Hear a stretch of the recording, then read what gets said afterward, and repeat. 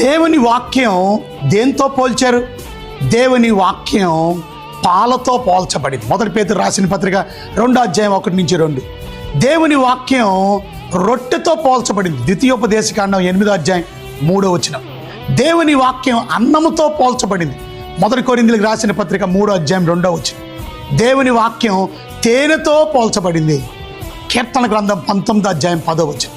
అనగా దేవుని వాక్యం అలాంటి మంచి భోజనం చేత, ఆత్మీయమైన ఆహారం చేత మనం బలపరచబడాలి. దేవుని వాక్యం బైబిల్ చెప్తుంది నీళ్లతో పోల్చబడింది. ఎఫెసీయులకు రాసిన పత్రిక 5వ అధ్యాయము 25-27 వరకు. తప్పక వాక్యం ద్వారా మనం పవిత్రపరచబడాలా, ఆ నీళ్ల ద్వారా.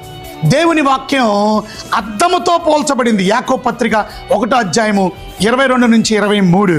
మనల్ని మనం పరీక్షించుకోవడానికి, అద్దములో మనల్ని చూసుకున్నట్టు సహజ ముఖాన్ని సెల్ఫ్ ఎగ్జామినేషన్, తను తాను పరీక్షించుకోవడానికి.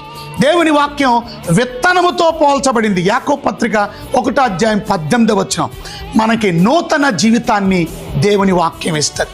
దేవుని వాక్యం దీపము వంటిది, దీపముతో పోల్చబడింది. 119, 105 మన త్రోవకు వెలుగునిచ్చేది, మనం ఎటు నడవాలో నేర్పించేది.